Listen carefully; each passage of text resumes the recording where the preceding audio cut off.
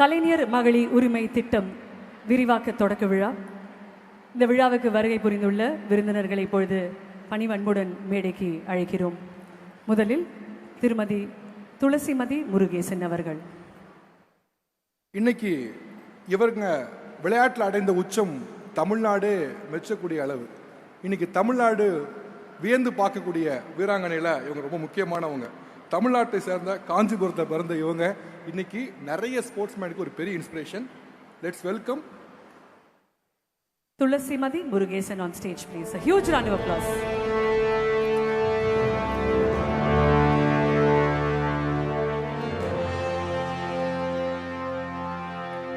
அவர்களை தொடர்ந்து திருமிகு கிருஷ்ணம்மாள் ஜெகநாதன் அவர்கள். அவங்க கொஞ்ச நேரத்தில் நம்மளை ஜாயின் பண்ணுவாங்க ஸ்டேஜில்.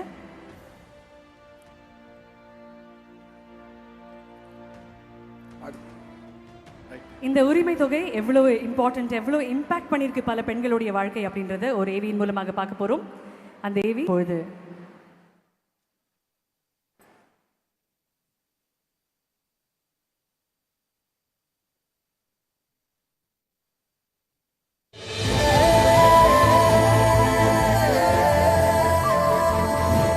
தமிழ்நாடு மகளிர் நிறைந்த மாநிலம். இதில் பெரு நிறுவனங்களில் நிலையான ஊதியம் பெற்று வளத்துடன் வாழும் பெண்கள் ஒருபுறம் என்றால், மறுபுறம் சிறு சிறு வேலைகளில் ஈடுபட்டு குடும்பத்திற்காக வாழ்நாள் எல்லாம் ஓயாமல் உழைத்துக் கொண்டிருக்கும் பெண்கள் மறுபுறம். பெண்களின் இந்த உழைப்பை அங்கீகரிக்க திட்டமிட்டார் முதலமைச்சர் மு.க. ஸ்டாலின்.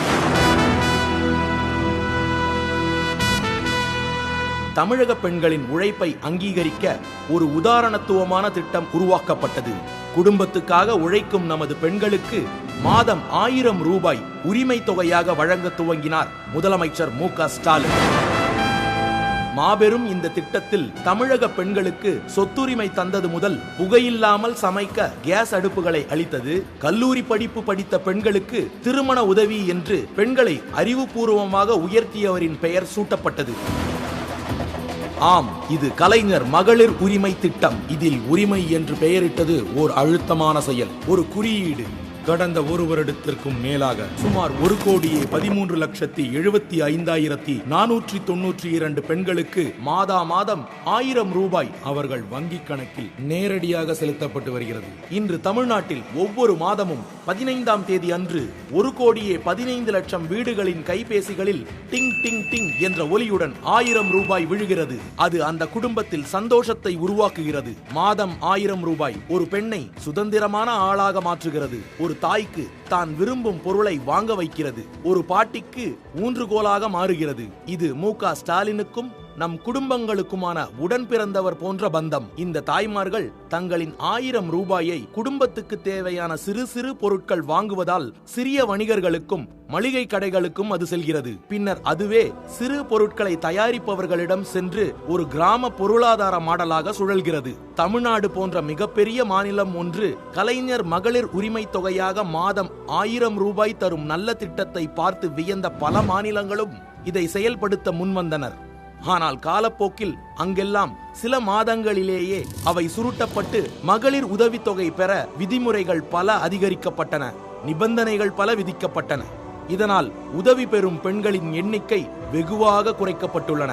ஆனால் தமிழ்நாட்டில் தீட்டப்படும் பல மக்கள் நலத்திட்டங்கள் உறுதியான பொருளாதார பின்பலம் கொண்டு மானுட வளர்ச்சிக்காக திட்டமிடப்பட்டுள்ளவை.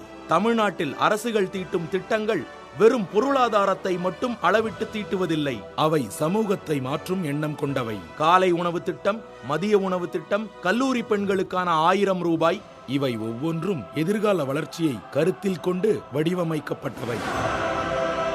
காரணம், நீண்ட காலமாக தமிழ்நாட்டில் மக்களும் ஆட்சியாளர்களும் மேலோர் கீழோர் என்று அல்லாமல் இங்கு எல்லா திட்டங்களும் சகோதர சமத்துவ எண்ணம் கொண்டவை. ஆகவேதான் இங்கு எல்லா மக்களும் ஒரே சமதளத்தில் இணைந்து முன்னேறுகிறோம். ஒன்று மட்டும் உறுதியாக சொல்வோம், முத்துவேல் கருணாநிதி ஸ்டாலின் சத்தமில்லாமல் தமிழகத்தை மாற்றிய புரட்சி திட்டங்கள் 2.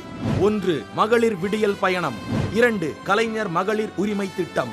தமிழக பெண்களின் முன்னேற்றத்திற்கு வலிமையான அடித்தளம் அமைத்துள்ளார் முதலமைச்சர் மு.க. ஸ்டாலின். இனி தமிழக குடும்பங்கள் உயர்ந்து கொண்டே இருக்கும்.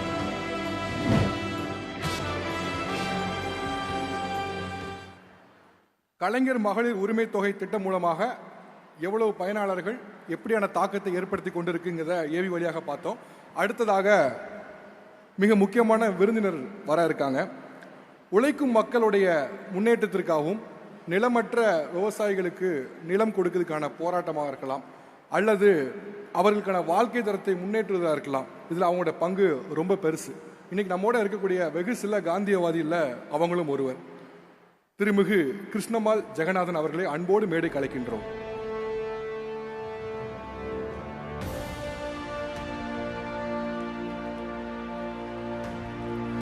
இவருக்கு காந்தியோடு மேடையை பகிர்ந்து கொண்ட அனுபவமும் உண்டு.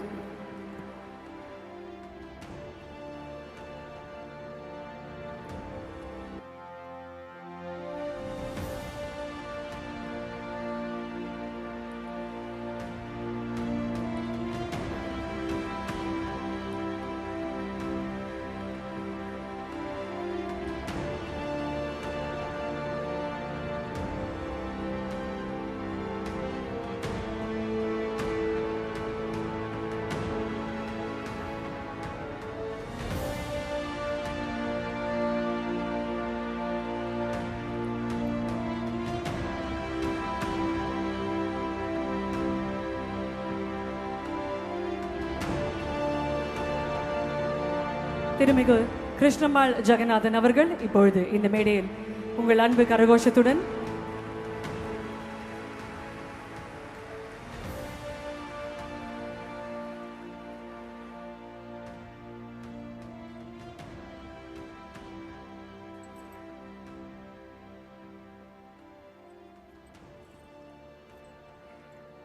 மரியாதைக்குரிய தமிழ்நாடு அரசு தலைமைச் செயலாளர் அவர்களை மேடைக்கு அன்புடன் அழைக்கிறோம்.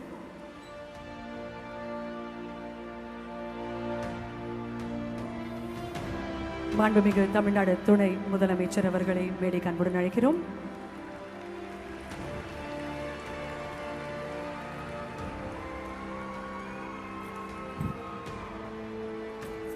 மாண்புமிகு தமிழ்நாடு முதலமைச்சர் அவர்களையும் அன்போடு மேடை கலைக்கின்றோம்.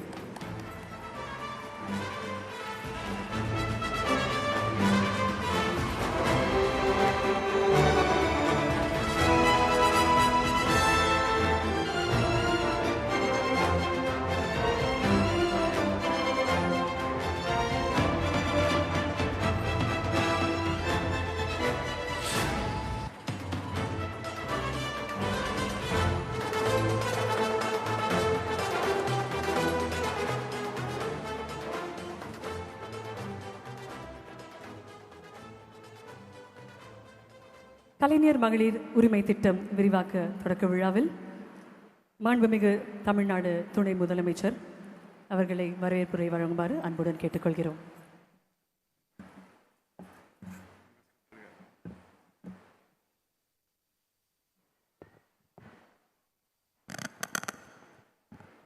மாண்புமிகு முதலமைச்சர் அவர்களுக்கு என்னுடைய வணக்கத்தை தெரிவித்துக் கொள்கின்றேன்.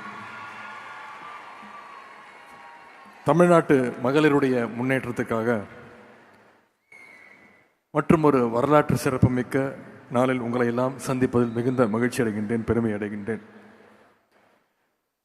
திராவிட மாடல் அரசுனாலே அது பெண்களுக்கான அரசுன்னு தமிழ்நாடு முழுக்க இருக்கக்கூடிய பெண்கள் மட்டுமல்ல, இன்றைக்கு தமிழ்நாட்டில் இருக்கக்கூடிய ஆண்கள் மட்டுமல்ல, இன்றைக்கு ஒட்டுமொத்த இந்திய ஒன்றியமே இப்படிதான் சொல்லிக் கொண்டிருக்கிறது.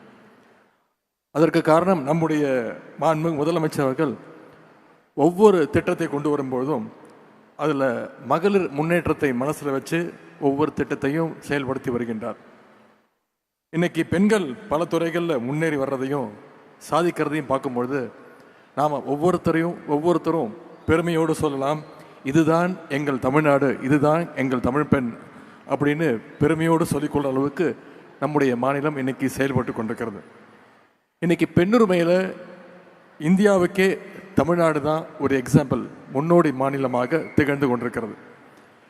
இந்தியாவில் மற்ற மாநிலங்கள்லாம் பெண்களுக்கு உரிமையை தரணும்னு பேசிட்டு இருந்தப்போ, உங்களுக்கு உரிமை என்பதை தாண்டி அதிகாரத்தை கொடுத்திருக்கக்கூடிய மாநிலம் தமிழ்நாடு, நம்முடைய திராவிட மாடல் அரசு, நம்முடைய முதலமைச்சர் அவர்கள். தந்தை பெரியார்கிட்ட போய் ஒரு முறை, நீங்கள் பெண்ணுரிமை பற்றி பேசுகிறீங்களே, பெண்களுக்கு என்னெல்லாம் உரிமை கொடுக்கணும்னு ஒருத்தர் கேட்டார். அதற்கு பெரியார் சொன்ன பதில் ரொம்ப சிம்பிளாக சொன்னார். பெரியார், ஆணுக்கு என்னென்ன உரிமைகள் இருக்கோ அது எல்லாமே பெண்களுக்கு கிடைக்கணும் அப்படின்னு சொன்னார் பெரியார். பெண் அடிமைத்தனம் ஒழியணும்னா 2 விஷயங்கள் முதல்ல நடக்கணும்னு சொன்னார் பெரியார். ஒன்று, பெண்களுக்கு சொத்துல சம உரிமை வேணும். இன்னொன்று, பெண்களுக்கு கல்வியும் வேலையும் கிடைக்கணும்னு சொன்னார். இந்த 2ஐயும் செய்தி காட்டிய பெருமை கழக அரசிற்கு உண்டு. 1989 இந்தியாவிலேயே பெண்களுக்கு குடும்ப சொத்துல சம உரிமை உண்டுன்னு சட்டம் கொண்டு வந்தவர் முத்தமிழறிஞர் டாக்டர் கலைஞர் அவர்கள். இந்தியாவிலேயே முதலாக மகளிர் சுயஉதவி குழுக்களை தொடங்கியவர் டாக்டர் கலைஞர் அவர்கள். காவல்துறையில் இந்தியாவிலேயே முதலாக பெண்களை நியமனம் செய்தவர் டாக்டர் கலைஞர் அவர்கள். அவர் வழியில் நம்முடைய மாண்பு முதலமைச்சர் அவர்களும் இன்றைக்கு பெண்களுக்கான பல அடுக்கடுக்கான திட்டங்களை நிறைவேற்றி வருகின்றார்.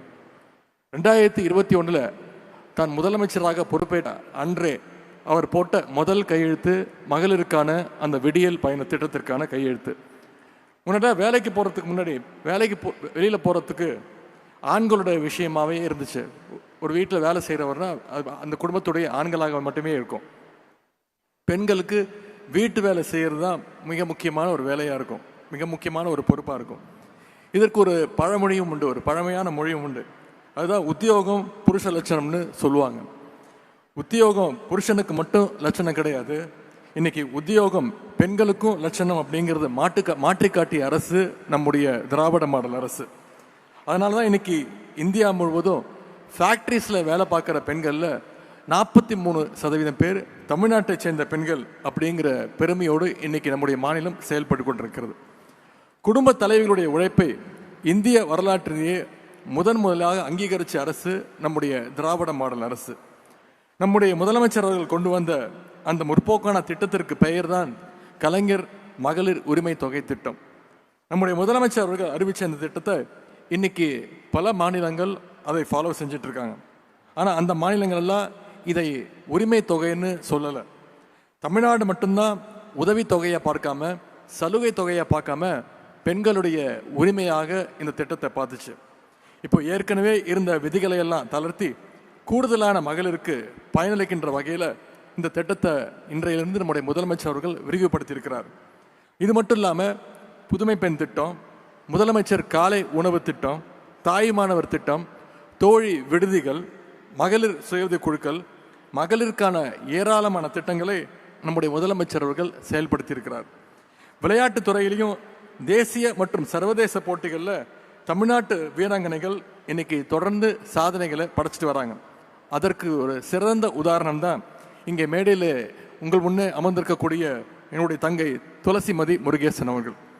காஞ்சிபுரத்தில் ஒரு ஏழ்மையான குடும்பத்தில் பிறந்து மாற்றுத்திறனாளி தான் தங்கை துளசிமதி அவர்கள். தன்னோட தன்னம்பிக்கையாலும் விடாமுயற்சியாலும் இன்னைக்கு உலக அளவில் பேரா பேட்மிண்டனில் பல்வேறு சாதனைகளை தொடர்ந்து படைச்சிட்டு வராங்க தங்கை அவர்கள். சமீபத்தில் பாரிஸில் நடந்த பேரா ஒலிம்பிக்கில் சில்வர் மெடல் அடித்து இன்னைக்கு தமிழ்நாட்டிற்கும் இந்தியாவுக்கும் பெருமை சேர்த்த தங்கை தான் துளசிமதி முருகேசன் அவர்கள். அதன் மூலமாக பேரா ஒலிம்பிக்கில் ஃபைனல்ஸ் வரைக்கும் போன முதல் இந்திய பேரா பேட்மிண்டன் வீராங்கனை அப்படின்ற பெருமை அவங்களுக்கு சேரும். அது மட்டும் இல்லை, நம்முடைய அரசு சார்பாக சமீபத்தில் கல்பனா சாவ்லா விருதையும் நம்முடைய முதலமைச்சர் அவர்கள் தங்கைக்கு கொடுத்திருந்தாங்க. மாற்றுத்திறனாளி என்பதை தாண்டி பலருடைய வாழ்வில் மாற்றத்தை ஏற்படுத்தும் அளவிற்கு தங்கை துளசிமதி மற்றவங்க அத்தனை பேருக்கும் நம்ம அனைவருக்கும் ஒரு ரோல் மாடல், ஒரு இன்ஸ்பிரேஷன். அவங்களுக்கு என்னுடைய வாழ்த்துக்களை நான் தெரிவித்துக் கொள்கின்றேன். அதே மாதிரி இந்த விழாவில் மரியாதைக்குரிய சமூக சேவகர் பத்மஸ்ரீ கிருஷ்ணம்மாள் ஜெகநாதன் அவர்கள் வந்திருக்கிறாங்க. 11 வயசுல தன்னுடைய சமூக பணிகளை தொடங்கிய அம்மையார் அவர்கள் இன்றைக்கு 101 வயதையும் தாண்டி நிலையிலையும் தனது களப்போராட்டத்தில் அதே உறுதியோடு நிற்கின்றார். குறிப்பாக களப்போராட்டம், சட்ட போராட்டம் மூலமாக பல ஆயிரம் ஏக்கர் நிலத்தை ஒடுக்கப்பட்டோர் மகளிர் பெயரில் பெற்றுத்தந்த பெருமைக்குரியவர் தான் அம்மையார் அவர்கள். இந்தியாவில் எந்த மூலையிலும் ஒடுக்கப்பட்ட மக்கள், மகளிர் பாதிக்கப்படுகிறார்களோ அங்கெல்லாம் சென்று அவர்களுடைய உரிமைகளை இன்றும் நிலைநாட்டி வருகின்றார். அம்மையார் கிருஷ்ணம்மாள் ஜெகநாதனுடைய பணிகள் நம்ம நிச்சயம் அனைவரையும் வழிநடத்தும் என்ற நம்பிக்கை இருக்கின்றது. இந்த வரலாற்று சிறப்புமிக்க நிகழ்ச்சிக்கு தலைமையேற்று நடத்தி கொண்டிருக்கக்கூடிய மாண்பு முதலமைச்சர் அவர்களை வருக வருக என வரவேற்கின்றேன். வந்திருக்கக்கூடிய அமைச்சர் பெருமக்கள் அண்ணன் மா சுப்பிரமணியன் அவர்களையும் அண்ணன் சேகர்பாபு அவர்களையும், மாண்புமிகு வணக்கத்திற்குரிய மேயர் சகோதரி பிரியா ராஜன் அவர்களையும், வந்திருக்கக்கூடிய நாடாளுமன்ற உறுப்பினர் TR பாலு உள்ளிட்ட அனைத்து நாடாளுமன்ற சட்டமன்ற உறுப்பினர்களையும், தமிழ்நாடு அரசினுடைய தலைமைச் செயலாளர் திரு முருகானந்தம் IAS உள்ளிட்ட அனைத்து அரசு அதிகாரிகளையும், மதிப்பிற்குரிய துணை மேயர் அண்ணன் மகேஷ்குமார் உள்ளிட்ட அனைத்து உள்ளாட்சி அமைப்புகளுடைய பிரதிநிதிகளையும், சமூக சேவகர் திருமிகு கிருஷ்ணம்மாள் ஜெகநாதன் அவர்களையும், தங்கை துளசிமதி முருகேசன் அவர்களையும், நிகழ்ச்சியில் கலந்து கொண்டு தங்களுடைய கருத்துக்களை எல்லாம் இங்கே பகிர்ந்து கொண்ட பயனாளிகள், திரையுலகினைச் சேர்ந்த என்னுடைய நண்பர்கள் மற்றும் சிறப்பு விருந்தினர்கள் அத்தனை பேரையும், என்னுடைய அன்புக்கும் பாசத்திற்கும் உரிய அருமை தாய்மார்களையும் சகோதரிகளையும் பத்திரிகை நண்பர்கள் உங்கள் அத்தனை பேரையும் வருக வருக என அன்போடு வரவேற்று விடைபெறுகின்றேன். நம்முடைய திராவிட மாடல் அரசினுடைய திட்டங்களால் வெல்லும் தமிழ் பெண்கள் இன்னும் பல உயரங்களை தொட என்னுடைய அன்பையும் வாழ்த்தையும் தெரிவித்து வாய்ப்புக்கு நன்றி கூறி விடைபெறுகிறேன். நன்றி, வணக்கம். உடனுக்குடன் செய்திகளை தெரிந்து கொள்ள சன் நியூஸ் பெல் ஐகானை கிளிக் பண்ணுங்க.